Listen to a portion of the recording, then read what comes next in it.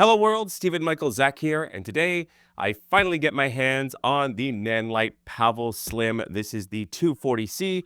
It will cost you this much at the time of the recording of the video, and I did buy this with my own money, so these are going to be my own brutal and honest opinions as always. So let's take a look at what comes inside the box. My own brutal and honest opinions as always. This is new to me. First off, we do have the case, and this case is rock solid. It is a semi-hard case. You get feet at the bottom there, and you get a little place for your business card right there. Has fantastic straps here, great zippers. And opening this thing up, we get a plethora of stuff. You get these nice little straps that hang open. We'll take a look at that in a minute. Let's go up top here first. And up top, you have the light itself. And yes, this light does fold in half. So for easy storage. So there you go. And inside, you're going to get your ballast right here. You're going to get your standard ball head and your junior pin connectors. Going to get a shoulder strap. You're going to get the proprietary clamp. Yes, it is included. You're going to get this bag here, which I'll show you in a minute. And of course, you're going to get your power cable, and you're going to get a very long head lead here, which is pretty awesome. And again, these are made out of PVC. And finally, inside this bag, you are going to get things like your grid. I like to do this. I like to put them all in sandwich bags and label them. It just makes life a lot easier. You're going to get this full grid here. And you are going to get this quarter, it looks like a half grid material. And then you will get the Softbox, and it is one of these foldy softbox. It is unfortunately not a pop-up softbox, which we'll talk about later. So let's talk about the ballast here. Now it is fairly large. This is the connector that goes from the head lead, gets plugged into here and goes into head lead of your light. You have a 48 volt DC in, and this is where your Nutrix connector is going to go. You have a hard toggle on off switch, and it is mini DMX. Now you do have a lovely leather handle, which I will never use. And swinging around to the front, you get these two very, very nice buttons that also click in. Your mode button, your menu button, a beautiful screen, which you'll see in a minute. And on the side, you do get a USB for firmware update. Now, on the sides, you do have V-mount batteries with a release here, and this one is the release in the front. And of course, the back does have their proprietary V-mount, and you do get their clamp with ratchet handle, which works very, very well. Now, I will say that this ballast, depending on which batteries you are running these with, if you have 114 volt, you'll get about 50% power. If you have 126 volt, you will get 80% power. And regardless, whether you have a 14.4 volt or a 26 volt, if you have two of them on here, this thing will run at 100% power. Now let's take a look at the mounts here. They are made very, very, very well. We will talk about this mount in a few minutes, but just a heads up, I'm not entirely happy with this mount. Now let's talk about the panel here. It has a lot of Velcro on the back. Of course, you get your quarter 20s that goes straight through. And what I like about this, and it's something I'll show you in a cutaway here, but inside here, when you close this, there are little switches in here. So if this is plugged in and you close it, it'll actually turn off. So you can't accidentally close this while it's on. So there you go. Now let's talk about the front. This is very, very, very thin glass. Watch this cable. This cable has a tendency to kind of flop and hit the glass, which could break this plastic. So just be careful. But everything on this feels well made. Again, it is super solid. You get the quarter 20s in the corner. Everything feels very nicely made. Now, one thing I will say is when you put this down, because of this material, you're going to want to get like a mat or some kind of a thick cloth to put down. I'll probably keep something in the case itself so that when you flip this over, nothing is going to get scratched or broken. And I am going to go with the junior pin here. There is a problem with this. This mount, I really have to torque, and I'll show you later what I mean. But when I had this attached and I had the full weight on it and I shook it, it just failed. It slipped. So I will definitely be replacing this mount because this mount there's just way too much material here to hold this. But we'll talk about that at the end. So we're going to go with the junior mount here. So we'll just line everything up and slide it into place. And there you go. To relieve it, you just got to pull this up and pull it out like that. And there you go. But we're going to go ahead and just slap that on. And let's go ahead and set this up. Okay, so let's go ahead and get this set up. I'm going to start by attaching the clamp here, like so. And I do love the fact that it is the ratchet handle clamp. Then we'll take the power supply. Okay, for this demonstration, we are going to be using a C-stand head here. So we're just going to go ahead and lock that into place like so. Okay, first thing I'm going to do is I'm going to go ahead and plug in my power here. Now that we've got this all set up. And we'll go ahead and plug in our Nutrix connector here, and it locks in. It's got a very nice release button here. So there you go, there you have it. Next thing is I'm going to mount this extension cable, and I want to let you know that yes, these do interconnect, so you can lock these together like so. But there you go, there you have it. We'll go ahead and we'll line this up like so. And I'm just going to leave this right here for now. I'm going to hold this by the bottom, and we're going to slide this in and through like so. And we are going to tighten this up. Now, I will say that there's not a heck of a lot of pin and space here. So just know that. Again, when it arrives in the mail, I'm going to show you how I'm going to pack this up and some things I'm going to use to sort of kind of replace what's here. But for now, this will do. We'll loosen this up and try to get it a little bit straighter here. And there we go. And then I'm going to, of course, take the lead here and plug it in. So there we go. And that should be good. We should be good to go.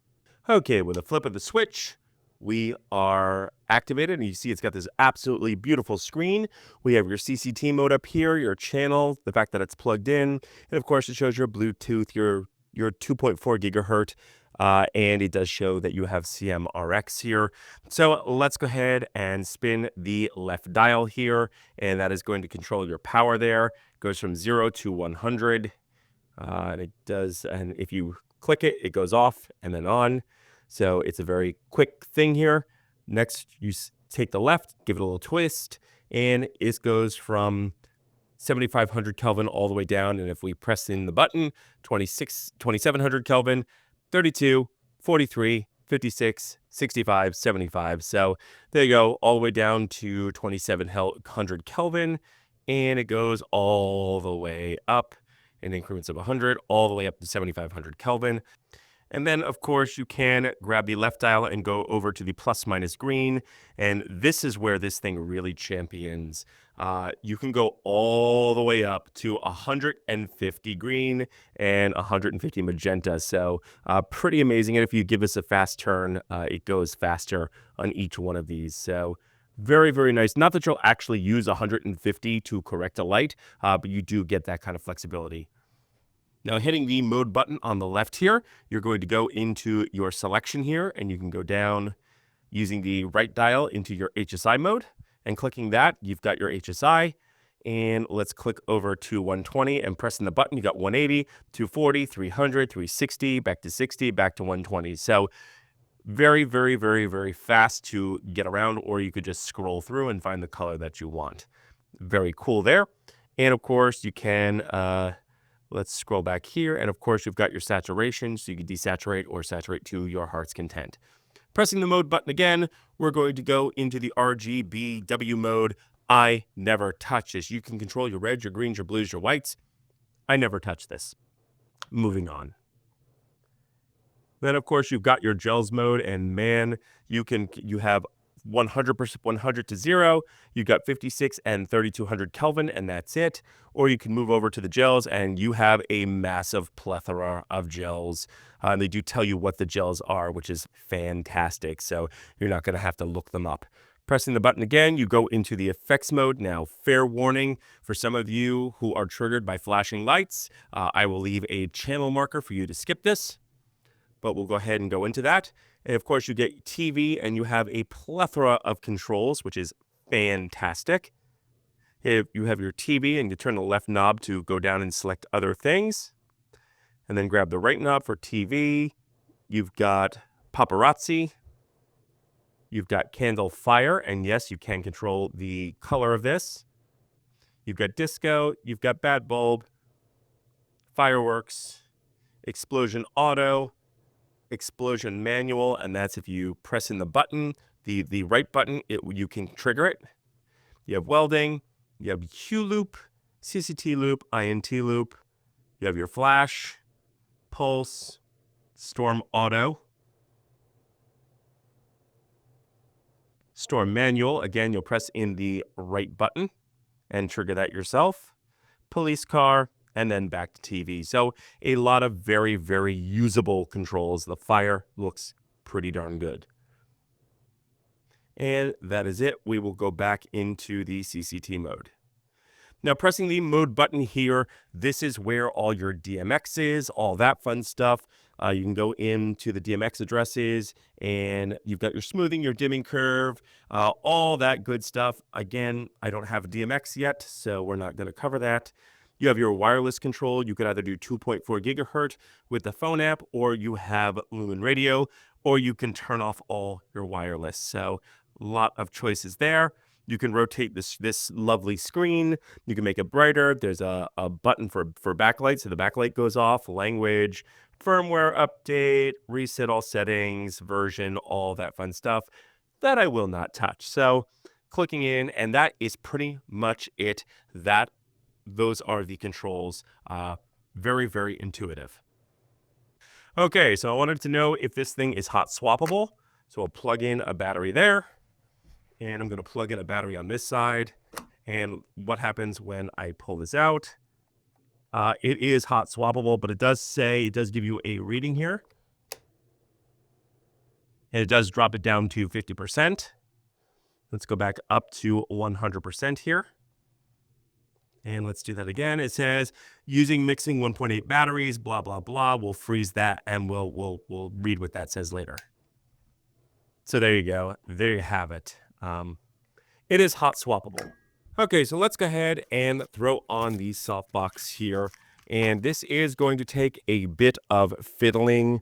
The first time I did this, I like to make sure that this is at the top here, that the little where it actually comes apart is at the top here.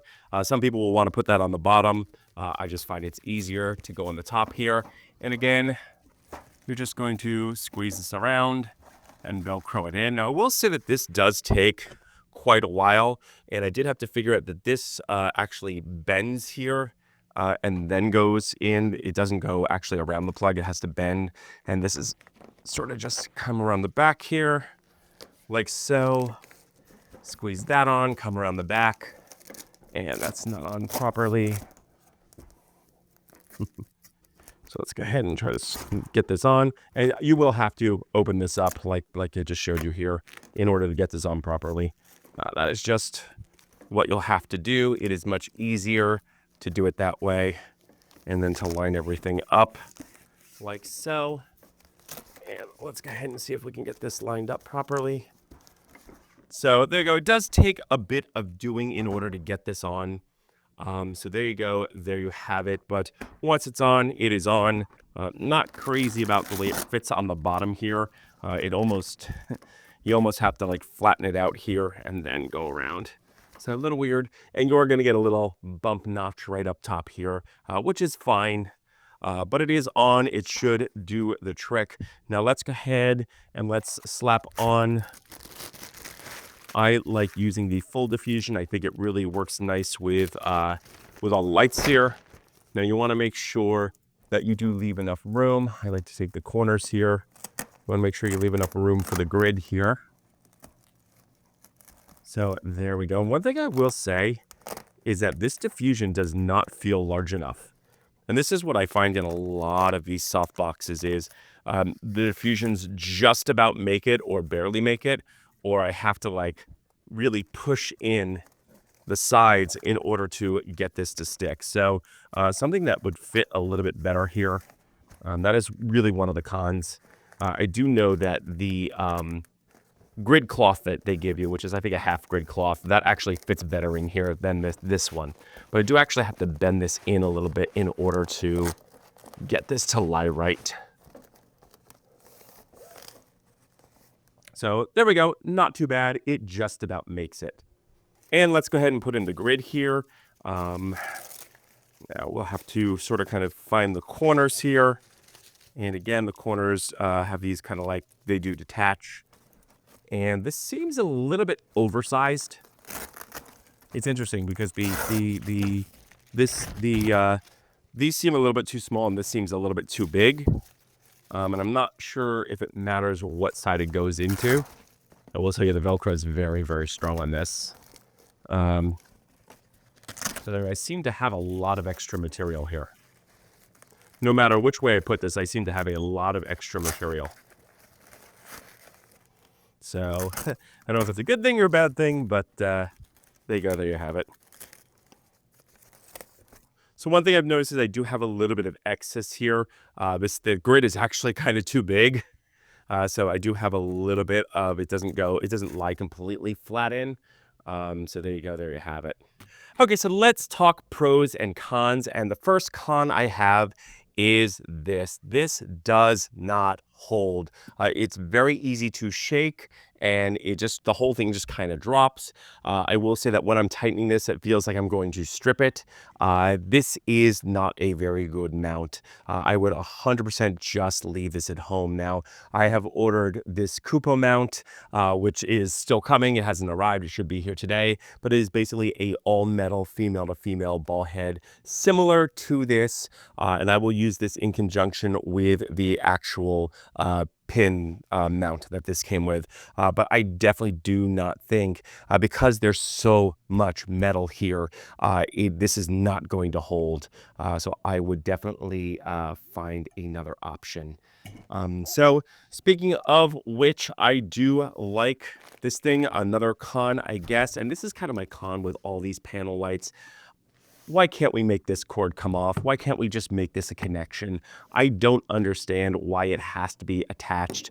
One of the big problems I have is when I take it out of the bag, it's always flinging around and then banging into the glass, which is very thin and could shatter and scratch very easily. So I will most likely end up like putting a twisty tie around this so that it doesn't flop when it comes out of the bag.